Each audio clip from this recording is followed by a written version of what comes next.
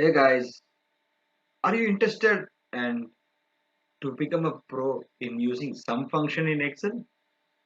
Then this video is exclusively for you. Hey guys, welcome back to Gokul Tech and this is Gokul, and today we are going to see what is the difference between subtotal and sum function in Excel.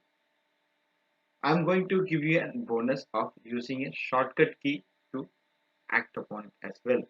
That shortcut key will be discussed at the last or end of the video. Stay tuned till the end to know the shortcut key. Let's start with the subtotal for usage. So what I'm going to do is I'm going to you know use the subtotal function to make these values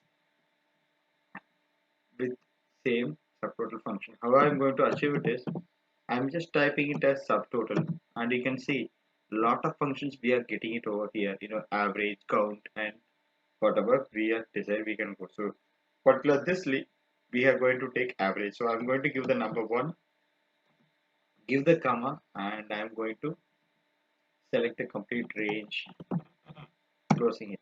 So I got the average of sales amount. Now I'm going to get the sum of sales. So the same, I'm using the subtotal function again. Subtotal of the sum is it in 9. So give 9, give a comma, and again select the same range value and close the bracket, hit enter. You will get the sum of the values. Now I'm going to get the amount of highest sale. So what is the maximum amount of sale amount available in this particular data set? So that is achieved by giving subtotal and maximum is 4 and give comma, hit enter. You will see the maximum is achieved. So this is using the normal sum function, which is used to achieve sum of this amount by hitting this enter. So if you see row number 10, I'm just going to highlight it, and row number 13 which we have is having the same value. So using the sum function and subtotal function to sum the value, we are getting the result is same.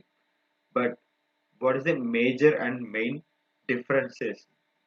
If I want to add a filter of home theater here, you can see the amount of sales, the sales amount of home theater is 55,000. So that is shown to us exactly what it is displaying in the dataset. But our sum function is showing the total of complete dataset. So this one will help you to give the exact value what we are looking of some of the values, even though if it is filtered. So this is a major impact and the difference between sum and subtotal function. Right. Now we are coming to the end of this video. What is the shortcut to do the function is by pressing and alt and equal to key, you will get the sum of values of the whole data set what we have.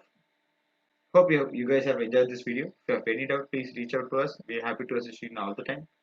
We'll meet in the next exciting video. Until then, bye from us. Thank you. Have a great day.